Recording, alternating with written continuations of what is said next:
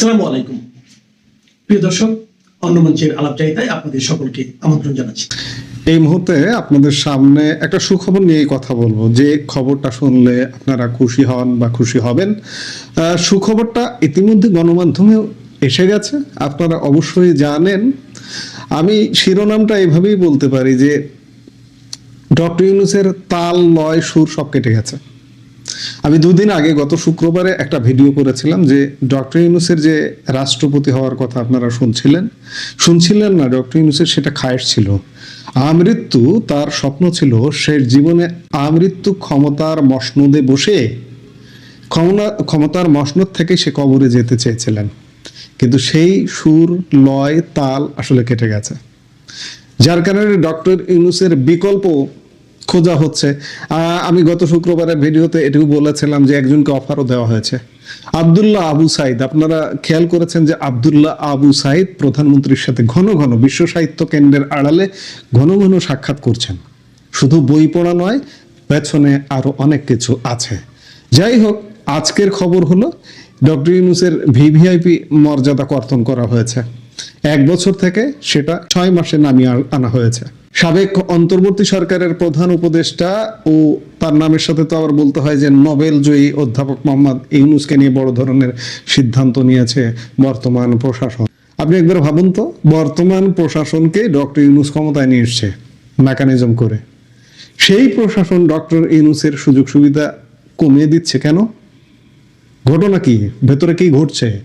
ভেতরে কিছু একটা ঘটছে, সামথিং কুকিং।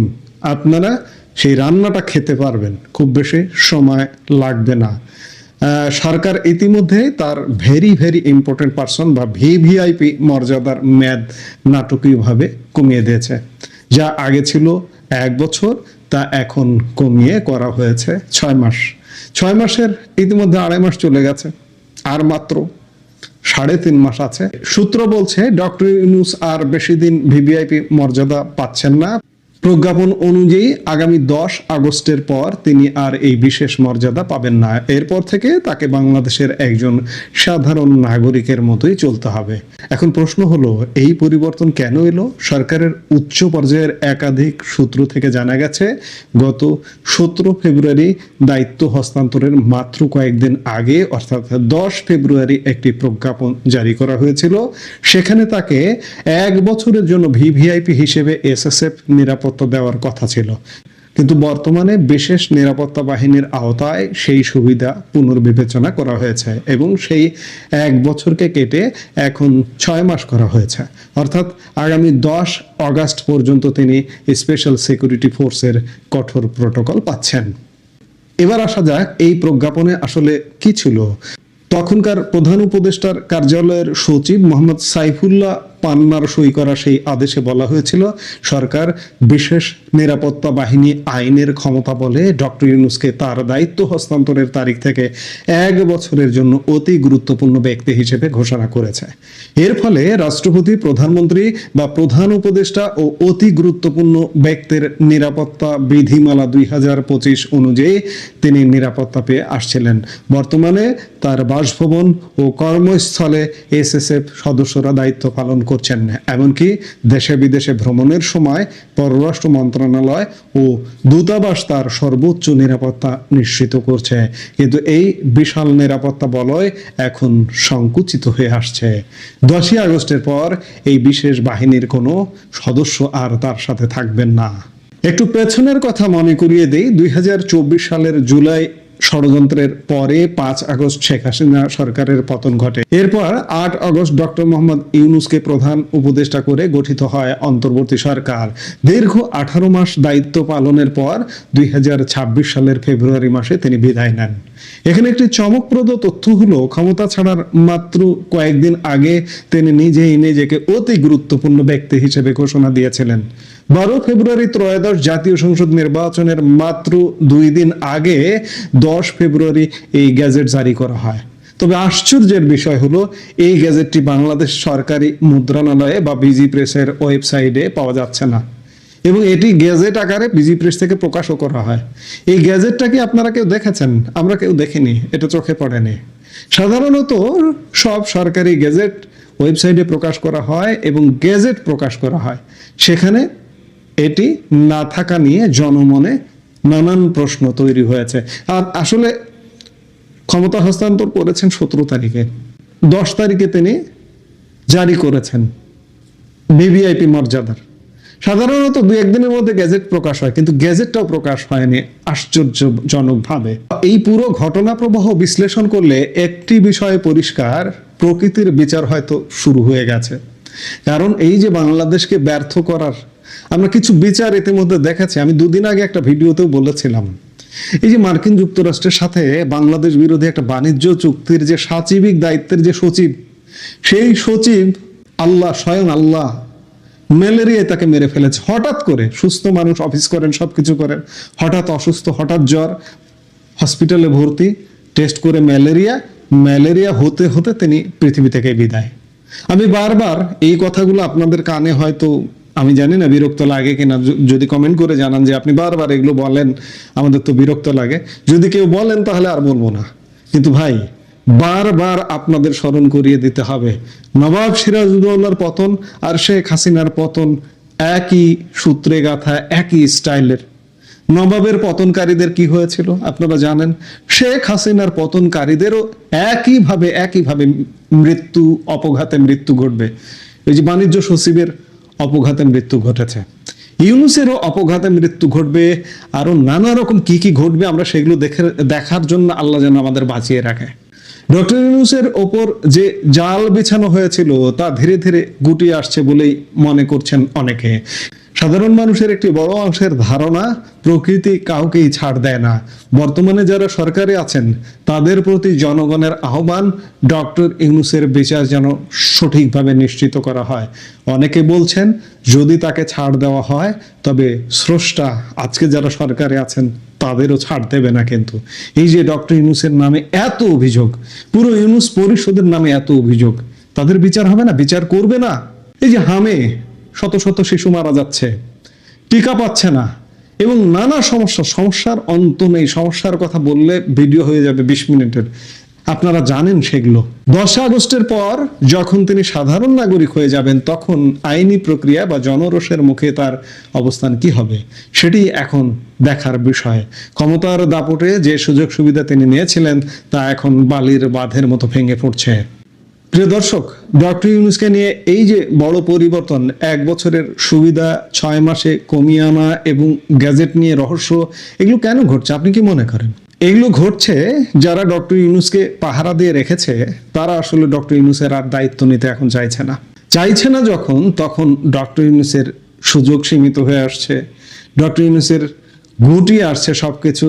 ডক্টর ইউনূস বিচারের আওতায় আসবেন, সেটা মানব সৃষ্ট বিচার, মানব কর্তৃক বিচার হোক, আর প্রকৃতি কর্তৃক বিচার হোক, আর নিয়তি কর্তৃক বিচার হোক, আর আল্লাহ কর্তৃক বিচার হোক, বিচারের আওতায় আসবেন। শুধু ইউনূস না, ইউনূস পরিষদের যতগুলো আছে সবার বিচার হবে, এবং যারা যেভাবে দেশকে ধ্বংস করছে তাদের সবার বিচার আমরা দেখবই ইনশাআল্লাহ। এখন বিচারগুলো কিভাবে হয়, কোন প্রক্রিয়ায় হয়, সেটি এখন দেখার বিষয়। আমরা দেখতে থাকি যে সামনে কি ঘটছে। এই মুহূর্তের ভিডিও থেকে বিদায় নিতে চাইছি। সরকারের কাছে এরই মধ্যে জানতে চাওয়া হয়েছে কত দিনের মধ্যে সেই নিষেধাজ্ঞা তারা তুলে নেওয়ার কথা ভাবছে বা পুনর্বিবেচনা করার কথা ভাবছে। জাতিসংঘ কিন্তু বলেছে যে কেউ অপরাধী হলে তাকে নিশ্চয়ই বিচারের আওতায় আনতে হবে, কিন্তু তাই বলে একটি রাজনৈতিক দলকে সন্ত্রাসবাদ বিরোধী আইনের আওতায় নিষিদ্ধ করে দেওয়ার কোনো সুযোগ নাই, কারণ সেটা একটা ইন্টারন্যাশনাল ফ্রেমওয়ার্কের অন্তর্গত। জাতিসংঘ প্রশ্ন তুলেছে যে ঠিক কোন আইনে নির্বিচারে আওয়ামী লীগের রাজনৈতিক নেতা কর্মীদের গ্রেফতার করে সরাসরি মত প্রকাশের স্বাধীনতা, সংগঠনের স্বাধীনতা, রাজনৈতিক স্বাধীনতার উপরে বাংলাদেশ সরকার হস্তক্ষেপ করছে। বাংলাদেশের পররাষ্ট্রমন্ত্রী খলিলুর রহমান, তারেক রহমান সরকারের মন্ত্রিসভায় দায়িত্ব পাওয়ার পর থেকেই পররাষ্ট্রমন্ত্রী হিসেবে তাকে প্রধান যে অ্যাসাইনমেন্টটা দিয়ে ব্যস্ত রেখেছেন প্রধানমন্ত্রী তারেক রহমান, সেটা হচ্ছে সেপ্টেম্বরে জাতিসংঘের সাধারণ পরিষদের অধিবেশনে সভাপতি নির্বাচনে বাংলাদেশ যাতে নির্বাচিত হতে পারে, সেই অধিবেশনের সভাপতিত্ব করতে যাতে নির্বাচিত হতে পারেন বর্তমান পররাষ্ট্রমন্ত্রী খলিলুর রহমান। প্রধানমন্ত্রী তারেক রহমানের জন্য কয়েকটি কারণে এই যে জাতিসংঘের সাধারণ পরিষদের সভাপতিত্ব নেতৃত্বে নির্বাচিত হওয়ার বিষয়টি অত্যন্ত গুরুত্বপূর্ণ হয়ে উঠেছে। এক, প্রধানমন্ত্রী তারেক রহমানের যুক্তরাষ্ট্রের ভিসার কোনো ঠিক নাই, মানে সেই 2007 সালের 1/11 সরকারের সময় তখনকার যুক্তরাষ্ট্রের যে রাষ্ট্রদূত জেমস এফ মরিয়ার্টি যুক্তরাষ্ট্রের পররাষ্ট্র দফতরে যেসব তার বার্তা পাঠিয়েছিলেন তখনকার প্রধানমন্ত্রী পুত্র তারেক রহমান সম্পর্কে, সেখানে তিনি স্পষ্টতই তারেক রহমানকে দুর্নীতি এবং সন্ত্রাসের বরপুত্র হিসেবে আখ্যায়িত করে তাকে যাতে কোনোভাবেই মার্কিন যুক্তরাষ্ট্রে প্রবেশাধিকার দেওয়া না হয়, তার যাতে যেসব ভিসা আছে সেসব ভিসাও বাতিল করা হয়। কারণ মরিয়ার্টির সন্দেহ ছিল তারেক রহমানের এমনকি একাধিক পাসপোর্টও থাকতে পারে এবং একাধিক পাসপোর্টেই হয়তো তিনি ভিসা নিয়ে থাকতে পারেন। সেসব পরামর্শে ওই যে FBI এর কালো তালিকাভুক্ত হয়ে তারেক রহমানের যুক্তরাষ্ট্রের ভিসা বাতিল হয়েছে, এখনো তিনি নিশ্চিত নন যে কবে যুক্তরাষ্ট্রের ভিসা আবার পাবেন প্রধানমন্ত্রী তারেক রহমান এবং তিনি আদৌ সাধারণ পরিষদের অধিবেশনে যোগ দিতে পারবেন কিনা। দ্বিতীয়ত, শেখ হাসিনার সময়ে বাংলাদেশ টিকাদানের ক্ষেত্রে, বাংলাদেশের নারী শিক্ষার ক্ষেত্রে এমন সাফল্য দেখিয়েছিল যে প্রায়শই জাতিসংঘ থেকে Sheikh Hasina sustainable development goal, টেকসই উন্নয়ন লক্ষ্যমাত্রা SDGর কারণে পুরস্কৃত হচ্ছিলেন, টিকায় ব্যাপক সাফল্যের জন্য বাংলাদেশে পুরস্কৃত হচ্ছিলেন, কিংবা নারী শিক্ষা বিস্তারে পুরস্কৃত হচ্ছিলেন। জাতিসংঘে একরকমের তারকা খ্যাতি পেয়েছিলেন স্বল্পোন্নত দেশের সরকার প্রধানগুলোর মধ্যে প্রধানমন্ত্রী শেখ হাসিনা। আর তারপর ইউনূস যখন ক্ষমতায় এলেন, তিনি দুবার সুযোগ পেয়ে সাধারণ পরিষদের অধিবেশনে যাওয়ার সময় এমন এক ধরনের নাটক সাজিয়েছেন, যেমন ধরুন প্রথমবার তিনি গিয়ে ক্লিন্টন ফাউন্ডেশনের একটা সম্বর্ধনায় যোগ দিয়েছেন, প্রেসিডেন্ট ক্লিন্টনের সামনে মাহফুজ আলমকে মাস্টার মাইন্ড হিসেবে পরিচিত করিয়ে দিয়েছেন। আর দ্বিতীয় দফায় আক্তার হোসেন, মির্জা ফখরুল ইসলাম আলমগীর, সৈয়দ মোহাম্মদ তাহের এদেরকে সফর সঙ্গী করে সাধারণ পরিষদের অধিবেশনে গেছেন। নিউ ইয়র্কে নামতে না নামতে আক্তার হোসেন ডিম খেয়েছে, আর মির্জা ফখরুল আর তাহের তাদের দলীয় কার্যক্রম পরিচালনা করেছেন, ইউনূসের প্রশংসা করেছেন। এসব নিয়ে একটা সংবাদ মাধ্যমের শিরোনামের এবং মনোযোগের কেন্দ্রে ছিল ইউনূসের জাতিসংঘ সাধারণ পরিষদের সফরও। সেখানে এসে এই যে নবনির্বাচিত প্রধানমন্ত্রী তারেক রহমান একদিকে আমেরিকা যেতেই পারবেন কিনা, আর গেলেও তিনি আদৌ মনোযোগ পাবেন কিনা, কিংবা এই নির্বাচনের আগেও যেই প্রধানমন্ত্রীকে টাইম পত্রিকা খাম্বা তারেক হিসেবে অভিহিত করেছেন, তিনি যথেষ্ট সম্মানিত হবেন কিনা বিশ্ব নেতৃবৃন্দের দ্বারা, এসব নিয়ে প্রধানমন্ত্রী তারেক রহমানের ভেতরে একটা উদ্বেগ শঙ্কা আছে। এই উদ্বেগ শঙ্কার অনেকটারই অবসান ঘটতে পারে যদি জাতিসংঘের এই 81তম অধিবেশনের সভাপতিত্ব পায় বাংলাদেশ। কাজেই খলিলুর রহমানকে যখন তারেক রহমান পররাষ্ট্রমন্ত্রী করতে রাজি হয়েছেন, তিনি সুনির্দিষ্টভাবে এই অ্যাসাইনমেন্ট দিয়েছেন যাতে খলিলুর রহমান এই আগামী কয়েক মাস সর্বোচ্চ গুরুত্ব দিয়ে এই জাতিসংঘের সাধারণ পরিষদের সভাপতি নির্বাচনে সমর্থন আদায়ে দেশে দেশে যান এবং একরকম ভাবে নিশ্চিত করেন যে তিনি বাংলাদেশের পক্ষে এই সভাপতিত্ব নিয়ে আসতে পারবেন। খলিলুর রহমানের জন্য এটা তাই সবচেয়ে গুরুত্বপূর্ণ অ্যাসাইনমেন্ট হয়ে দেখা দিয়েছে, এমনকি জ্বালানি সংকটের এই সময়েও। এবং তাই তিনি একের পর এক দেশ সফর করছেন ফেব্রুয়ারিতে ক্ষমতা গ্রহণের পর থেকেই। এর মধ্যে তিনি মার্কিন যুক্তরাষ্ট্রে গেছেন, সমর্থন আদায়ের চেষ্টা করেছেন, কয়েক দফা তুরস্কে গেছেন, মার্কিন যুক্তরাষ্ট্রের নিউ ইয়র্কে এবং তুরস্কে একটা আনাতোলিয়া ডিপ্লোম্যাসি কনফারেন্সের সাইড লাইনে বারবারই চেষ্টা করেছেন অন্যান্য দেশের প্রতিনিধিদেরকেও বাংলাদেশের পক্ষে আনতে। এবং সাইপ্রাস হচ্ছে বর্তমানে বাংলাদেশের একমাত্র প্রতিদ্বন্দ্বী এই সভাপতিত্ব পদের জন্য। বছর চারেক আগে শেখ হাসিনার শাসনামলে ঠিক হয়েছিল যে বাংলাদেশ এই অধিবেশনটিতে 2026-এর জাতিসংঘ সাধারণ পরিষদের অধিবেশনে সভাপতিত্ব পদে প্রতিদ্বন্দ্বিতা করবে। তারপর ফিলিস্তিন এই পদে প্রতিদ্বন্দ্বিতা করবার আকাঙ্ক্ষা প্রকাশ করায় বাংলাদেশ একরকমের ভাবছিল যে এই পদে সে আর প্রতিদ্বন্দ্বিতা করবে কিনা। এখন ফিলিস্তিন সরে দাঁড়িয়েছে এবং তারেক রহমান সরকারের ব্যাপক আগ্রহে পররাষ্ট্রমন্ত্রী খলিলুর রহমান দেশে দেশে যাচ্ছেন এবং ভোট প্রার্থনা করছেন, সমর্থন প্রার্থনা করছেন যাতে জাতিসংঘ সাধারণ পরিষদের অধিবেশনে বাংলাদেশ সভাপতিত্ব পায়। আর ধারণা করা যায়, প্রত্যাশা করা যায়, বাংলাদেশ সভাপতিত্ব পেলে বাংলাদেশের সরকার প্রধানের জাতিসংঘের সাধারণ পরিষদের অধিবেশনে যোগদানের যে কাগজপত্র হওয়া প্রয়োজন, মার্কিন যুক্তরাষ্ট্রের ভিসা প্রয়োজন, সেগুলো অনেকটাই সহজতর হয়ে উঠতে পারে। এই অবস্থায় জাতিসংঘ সাধারণ পরিষদের অধিবেশনে সভাপতিত্ব পেতে খলিলুর রহমান, জ্বালানি সংকট যখন পৃথিবীতে তুঙ্গে, সেই সময়টায় কি পরিমাণে সফর করছেন শুধুমাত্র এই সভাপতি পদে সমর্থন পেতে, সেটা শুধুমাত্র এপ্রিলে তার সফরসূচি দেখলেই পরিষ্কার হবে। তিনি 17 থেকে 19 এপ্রিল তুরস্ক সফর করেছেন। আঙ্কারা থেকে তিনি 19 এপ্রিল ব্রাসেলস গিয়েছেন। সেখানে ইউরোপীয় কমিশনের হাই রিপ্রেজেন্টেটিভ সহ ইউর কয়েকজন জ্যেষ্ঠ কর্মকর্তার সঙ্গে বৈঠক করেছেন। এরপর তিনি আদ্দিস আবাবা গিয়েছেন ইথিওপিয়ার এবং 23 এপ্রিল পর্যন্ত সেখানে অবস্থান করেছেন। এগুলো তার পত্রিকায় প্রকাশিত খবর। খলিলুর রহমান জাতীয় নিরাপত্তা উপদেষ্টা থাকতেও যেমনটা, অনেক ক্ষেত্রেই তিনি কখন যে কোথায় আছেন জানা যায় না। ভারত বরাবর বাংলাদেশকে পূর্ণাঙ্গ সমর্থন দিয়ে এসেছে যে কোনো আন্তর্জাতিক সভায় বা যে কোনো আন্তর্জাতিক প্ল্যাটফর্মে নির্বাচনের ক্ষেত্রে। পুরো শেখ হাসিনার আমল জুড়েই এই অঞ্চলে একেবারে এক রকমের অবিচ্ছেদ্য বন্ধু হিসেবে দেখা হয়েছে ভারত বাংলাদেশকে, এবং সেটার কারণে ভারতের বন্ধুরা সারা পৃথিবীতেই বাংলাদেশকে ভোট দিয়েছে যে কোনো আন্তর্জাতিক প্ল্যাটফর্মে যখনই বাংলাদেশ সে নির্বাচনে দাঁড়িয়েছে।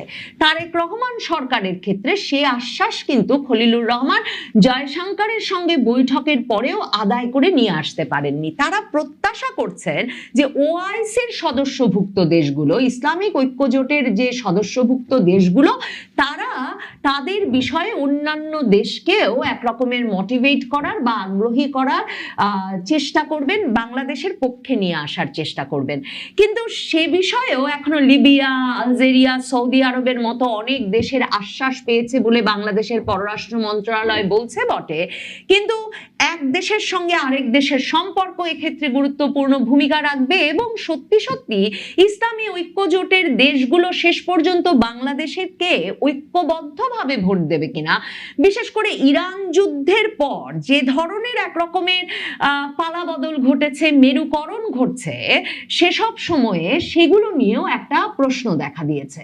এর মধ্যে বিস্ময়কর যে জল্পনা সামাজিক যোগাযোগ মাধ্যমে ছড়িয়ে পড়েছে সেটা হচ্ছে পররাষ্ট্রমন্ত্রী খলিলুর রহমান নাকি ফোন করেছেন আওয়ামী লীগ আমলের পররাষ্ট্রমন্ত্রী একে আব্দুল মোমেনকে, যাতে তিনি জাতিসংঘে তার যে প্রভাব, কারণ তিনি 2009 থেকে 2015 দীর্ঘ 6 বছরের বেশি সময় বাংলাদেশের স্থায়ী প্রতিনিধি হিসেবে জাতিসংঘে নিযুক্ত ছিলেন, এবং এই যে জাতিসংঘে তার যে প্রভাব সেই বাংলাদেশের স্থায়ী প্রতিনিধি হিসেবে এবং পরবর্তীতে বাংলাদেশের পররাষ্ট্রমন্ত্রী হিসেবে সেই প্রভাব কাজে লাগিয়ে তিনি যাতে খলিলুর রহমানের পক্ষে দুটো ভালো কথা বলে দেন, খলিলুর রহমানের পক্ষে কিছু সমর্থন আনতে কাজ করেন, সেই জল্পনা এখন তুঙ্গে উঠেছে সামাজিক যোগাযোগ মাধ্যমে।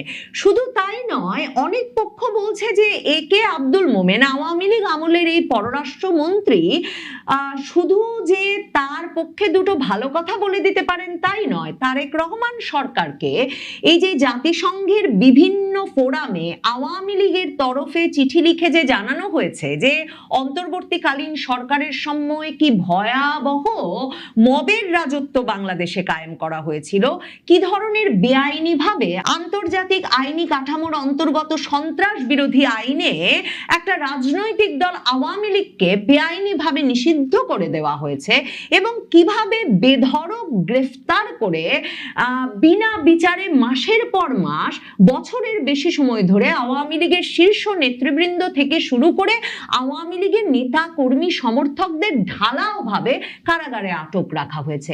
এই নিয়ে যুক্তরাষ্ট্র আওয়ামী লীগ চিঠি লিখেছে, আওয়ামী লীগের তরফে জাতিসংঘে চিঠি লেখা হয়েছে, এমনকি বাংলাদেশ নিয়ে উদ্বেগ জানিয়ে জাতিসংঘে চিঠি লিখেছেন গত নভেম্বরে সাবেক পররাষ্ট্রমন্ত্রী আব্দুল মোমেন নিজে। এবং মানবতা বিরোধী অপরাধের মামলায় শেখ হাসিনার মামলার রায়ের আগে আগে ওই চিঠিতে বাংলাদেশে মানবাধিকার লঙ্ঘন, রাজনৈতিক নিপীড়ন ও আইনের লঙ্ঘনের অভিযোগ তুলে এ বিষয়ে হস্তক্ষেপ চেয়ে চিঠি লিখেছিলেন সাবেক পররাষ্ট্রমন্ত্রী এ.কে আব্দুল মোমেন। জাতিসংঘের মানবাধিকার বিষয়ক স্পেশাল রিপোর্টিয়ার, কাউন্টার টেরোরিজম, সন্ত্রাসবাদ বিরোধী এবং মানবাধিকার বিষয়ক স্পেশাল রিপোর্টিয়ার, নির্বিচার আটক বিরোধী স্পেশাল রিপোর্টিয়ার এবং বিচারক ও আইনজীবীদের স্বাধীনতা বিষয়ক স্পেশাল রিপোর্টিয়ার, এই তিনটি অতি গুরুত্বপূর্ণ কমিটি থেকে জাতিসংঘের তরফে বাংলাদেশ সরকারকে চিঠি লিখে জানতে চাওয়া হয়েছে যে এটি ঠিক কি আইনের ভিত্তিতে একটা রাজনৈতিক দলের, সম্পূর্ণ রাজনৈতিক দলের কার্যক্রম বাংলাদেশে নিষিদ্ধ করা হলো। সরকারের কাছে এরই মধ্যে জানতে চাওয়া হয়েছে কত দিনের মধ্যে সেই নিষেধাজ্ঞা তারা তুলে নেওয়ার কথা ভাবছে বা পুনর্বিবেচনা করার কথা ভাবছে। জাতিসংঘ কিন্তু বলেছে যে কেউ অপরাধী হলে তাকে নিশ্চয়ই বিচারের আওতায় আনতে হবে, কিন্তু তাই বলে একটি রাজনৈতিক দলকে সন্ত্রাসবাদ বিরোধী আইনের আওতায় নিষিদ্ধ করে দেওয়ার কোনো সুযোগ নাই, কারণ সেটা একটা ইন্টারন্যাশনাল ফ্রেমওয়ার্কের অন্তর্গত। জাতিসংঘ প্রশ্ন তুলেছে যে ঠিক কোন আইনে নির্বিচারে আওয়ামী লীগের রাজনৈতিক নেতা কর্মীদের গ্রেফতার করে সরাসরি মত প্রকাশের স্বাধীনতা, সংগঠনের স্বাধীনতা, রাজনৈতিক স্বাধীনতার উপরে বাংলাদেশ সরকার হস্তক্ষেপ করছে। মানবাধিকার বিষয়ে যখন জাতিসংঘের স্পেশাল রিপোর্টিয়াররা বাংলাদেশে এমন উদ্বেগ প্রকাশ করেছে এবং সরকারের কাছ থেকে কোনো সন্তোষজনক উত্তর এখনো পায় নাই, তখন এই অবস্থায় বাংলাদেশ সরকারের অত্যন্ত গুরুত্বপূর্ণ পদাধিকারী একজন ব্যক্তির পক্ষে এই জাতিসংঘ সাধারণ পরিষদের সভাপতি পদে ভোট পেয়ে নির্বাচিত হয়ে আসা সম্ভব কিনা তা নিয়ে জাতিসংঘ বিষয়ে যারা ওয়াকিবহাল তাদের অনেকেই সন্দেহ প্রকাশ করেছেন। কাজেই খলিলুর রহমান যে মোমেনকে ফোন করে থাকতে পারেন সেটা তাদের কাছে এমন কোনো অবিশ্বাস্য বিষয় বলে মনে হচ্ছে না।